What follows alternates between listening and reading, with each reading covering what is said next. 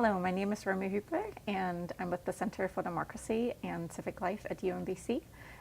Tonight we're here with two participants, actually one participant and one leader, of the Alternative Spring Break program, which is an immersive learning experience that we have here at UMBC that takes place during spring break. So if you can go ahead and introduce yourselves, and then we'll go from there. Yeah, so my name is Jordan Troutman. I'm a sophomore at UMBC and studying computer science and math. Yeah. I'm Gabriel Duran. I am a senior, double major in bio and environmental science. Mm-hmm.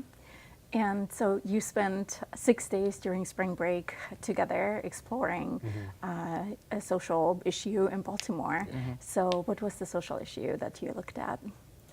So we looked at decarceration in Baltimore. So that's mass incarceration in Baltimore. And we looked at reentry programs, the school to prison pipeline, not so much conflict resolution, just different methods and opportunities that are available and present for people who have been recently incarcerated. We definitely talked to the police department. Well, we'll get into that later. Yeah. But yeah, that's basically what we did. Yeah. Especially, I think Gabe was talked about basically everything, but an important thing is that we were really trying to get a good understanding about how, I guess, like the police and the community are interacting, especially in Baltimore City, trying to see like different relationships there. So that was very interesting to look at. Mm-hmm. Yeah, so thinking about your week, what was the biggest, the most impactful moment that you had? I already know mine. For me, I think the most impactful thing was just talking to people who have been recently or who have been formerly incarcerated and getting their experience about reentry and really like how they like perceive themselves and how they see their own sense of what they can do after they've been incarcerated. I didn't realize before coming coming to the trip how many opportunities there were to actually have like these processes to being re-entered. I thought it was just like, oh, you just leave. So like seeing that there are some opportunities for people to like, you know, get acclimated to like not being incarcerated, I think is really cool and really important. Yeah. For me, what was really impactful was being able to see how all these different organizations, the communities, those who've been formerly incarcerated, the City Hall, how all of those kind of come together and how they're all related to one another, being able to see, you know, how one influences the other and how big of a stake they all hold in this topic particularly. Yeah, like something like that. There's like a lot of different levels to this issue and it's very, very like interwoven, I feel like, into like, I wouldn't say like the fabric or like the history of Baltimore City itself. Like going to City Hall, like we went to City Hall and then like we talked to like the police department and like it was kind of like they would like kind of bounce off of each other, like the similar ideas, but like from a different perspective, just like giving you like a full like there's like a bigger like breadth of this issue or like this topic. It's really cool. Yeah. Yeah. He nailed it. Yeah. So you spent the week in Baltimore, and UMBC is relatively close to Baltimore, but yet oftentimes we don't know much about the city, or we don't know as much in depth about what is going on in the city. So what was it like for you to spend the week there? And I guess what was something that you learned about the city? So for me in Baltimore, I'm not native to Baltimore, but I am from DC. I live right out of DC in Silver Spring, so I'm kind of like familiar already with the whole city aspect. You know, the way how cities kind of interact, especially like, you know, the people, the pedestrians, the police, and everything. So going into Baltimore, it wasn't so much different. I've already been kind of working in Baltimore for a while, doing a lot of different things, working with different organizations, going out into the communities and helping a lot. So being able to actually live there and be there at the time and experience this whole week out was a very enlightening experience. It was introspective, being like, you know, I'm actually here in the city. I feel like I'm connected. I don't want to say like it's my city, but I feel like I have a part in the city now. I feel like for me, like I don't live in Baltimore City. Like I live probably like 30 minutes from Baltimore City, like my hometown. But like it was very different. Like I've lived in the suburbs my whole life, but like coming to and like being in the city for even like 6 days, like it's just like there's so much that like you think you might know about the city. Like the city has a reputation, I guess, of being like, you know, the city and, you know, all this stuff. But like once you're there, like and you get to go and like see the different neighborhoods and like how they're all so different, like you don't really know that until you're actually there. So like I feel like for me, it was like I wouldn't say a culture shock, but I was very like surprised like about like the depth and the complexity of Baltimore City itself. And like for me being here at UMBC, I'm just like, wow, like we're so close to the city, but we're so far away at the same time because it literally is like a whole nother world of culture, of history, of issues that like might not experience as much in Baltimore County compared to the city. So How are you hoping to stay connected to the organizations or to the issue or even to the city, Yeah. right? Thinking about the context in which you have learned about decarceration. I feel like for me, like the ways I would like to be connected is just like firstly like just going to the city more and like, you know, just walking around, learning more about the people who are there and just like, you know, just learning about how like Baltimore County and Baltimore City are like related.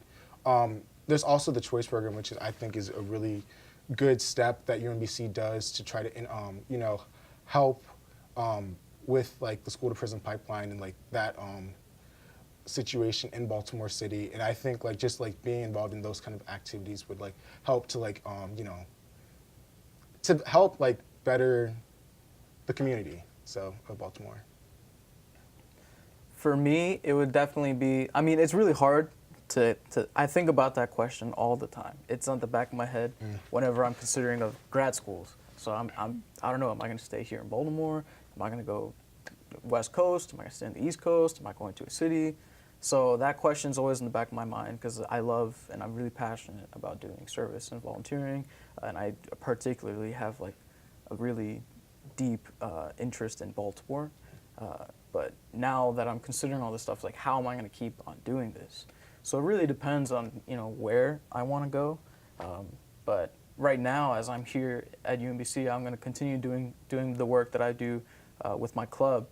And we just work primarily in Southwest Baltimore, but I'm really trying to expand and reach out to different areas, different neighborhoods, different communities, you know, just different regions of Baltimore City.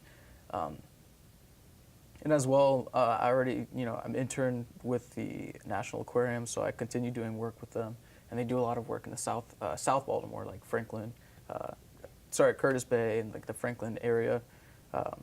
So I don't know, I'm just gonna keep on doing what I'm currently doing. I just really like enjoy doing community service, especially, you know, like Pop Farm, doing that book drive, being able to promote literacy in these communities. But, you know, moving forward, as soon as I graduate, I don't know, that's a hard question. Yeah. I've definitely considered about, you know, trying to stay in the area or maybe taking this work that I'm doing here and taking it to like wherever I go. But then I also have to consider, you know, education, like I have to stay focused in my classes and everything, especially since this grad school is like a different level. So I don't know. Maybe once I'm done with grad school, I'll go to a nonprofit. I don't know. I'm still creeping in the back of, I know, it's still creeping in the back of my mind.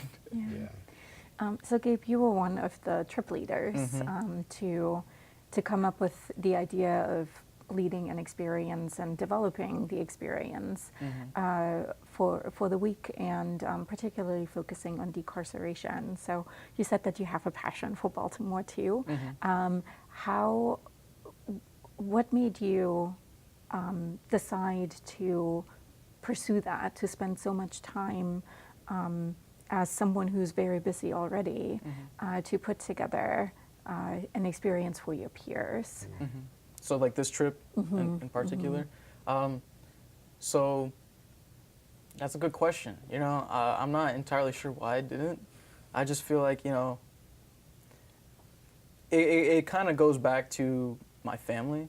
I feel like my family, we're really big. We're a really big family. And I have family from like all over the country, like East, West Coast, even back in our home country, Colombia. We all kind of have different roles in our communities. And some of them have been prone to being incarcerated. Some of them have been subject to, violence, drugs. A lot of this stuff, it's near and dear to my heart. I haven't seen it personally in like my immediate family, so like my brothers and sisters. But my father, just growing up in the house, he's always been really passionate about community service. So he has his own nonprofit that focuses on bringing men or encouraging men to stay in their families, because a lot of Hispanic families struggle with fathers staying. So a lot of fathers leave. And my father feels like that's really important, that fathers stay in their families. So he's always been passionate about, engaging families. So he goes out into the community a lot, and I've had the opportunity to go with him when I was younger. And I really love and appreciate the work that my dad does. He just does it in he does it in like a religious perspective. Mm-hmm. So he's really religious about the things that he does, and I commend him for that. But I feel like for me, I don't want to do that. I want to continue doing the community service, but I don't want to like start pushing that agenda. So when I do it, I just want to do it, with my peers, with the people around me that, just genuinely enjoy and listen and just hear, rather than push something that a lot of people don't necessarily want to hear at the moment. So when I took the mass incarceration topic, I had just finished a racism workshop in Baltimore, right, in Hopkins. We were at Hopkins meeting together, and there was a bunch of community partners, and we were talking about the prison industrial complex. And I just was taken by that, and I just finished reading the new Jim Crow, and I was like, you know what, I think I want to focus it around this. So I reached out to everybody that I knew in Baltimore, so the Choice Program, so Frank, Southwest Partnership, Bill Joyner, Project Place. I reached out to all of them, and I just started telling them, what I wanted to do, and they started giving me ideas. I started reading a whole lot more, and I was just like, I think this is the project that I'm going to do. So I just kind of went with it, and I just kept doing it until ASB happened. Yeah. You also mentioned something interesting there. So you kind of described a different perspective when it comes to service, right? So what you said is talking and listening to people rather than like delivering a solution, perhaps that you yourself came up with. So can you talk about your experiences in the 6 days and how you have worked with community, how you have worked with partners and people who are supporting folks who have been incarcerated? I think a big part of that experience for me was definitely like listening, like you said. I had to like definitely like understand like where my privilege was and like where other people may not have had privilege, because like being a Black person and like knowing like there's these like systems or like these systems of oppression, like you might think that you're always the one that's like the target, or always being, oh, you're oppressed, but like no, that's not always the whole story. There's always so much more, and it's so much more complex than what we might think we know. And like for me, I really had to like reconsider like what I thought was oppression, or like what oppression was to me, and like really appreciate what things I do have, and really consider things that other people might not have in their lives. So for me, like, going forward, I guess, in thinking about communities and like all the activities that I want to pursue, really considering how, I guess, like understanding relationships between people, and really not just saying, okay, yeah, I might know you, but really like on a different level, connecting with you and connecting with people in a sense that it's like, I see you, but you also see me. I think that's something that's really important, something that I'm going to take away and definitely apply into my communities. Definitely what he said, but when I was approaching this ASB trip, I really wanted to focus it more on learning. So we definitely stepped away from the community service. I think we had like 1 day of community service, and everything else we did was just really learning. It was just talking. We just sat and talked to one another, and we brought in people from all over Baltimore City, the police department, the Black Yield Institute, Southwest Partnership, the Choice Program. It was all just learning. And I feel like when it comes to community service, you can't really just, you see a problem and you just jump right in. Yeah, like you gotta have to know what's going on. Yeah, you really have to. And that's what I wanted to do with this trip. I wanted us to learn first, and then from there, they can connect with these community partners and be able to work with them and help solve their problems, rather than here's our solution, we think you should use this and like adapt. But it's more like we go to you and we help you reach your goals. So that's what I really wanted to do when I approached this ASB trip, and I feel like we essentially got that idea that this is what's happening in the communities. And we definitely heard what are some possible solutions, like business, what we talked about with Alex. And I just feel like that's a big aspect to community service. Right. It's like really important that you know what's happening before you take any next steps. I don't know, does that answer your question? Yeah. Okay. Yeah. So you started naming a solution. So business was one of them. Yeah. What else did you learn from talking to people? I think, they talked about business. They also talked a lot about like, not necessarily like the like economic opportunities. They were talking a lot about. I think they talked a lot about mentorship. Yes, that's an important one. That like it was like a lot about like just like having these support networks. I think that was a really big thing that they talked about, and they didn't talk about it necessarily, but they talked about like kind of. I feel like they gave out this essence of like destigmatizing what it means to be in the carceral system and going through it, and just like just understanding that like this like being in the system doesn't necessarily define you. Yeah.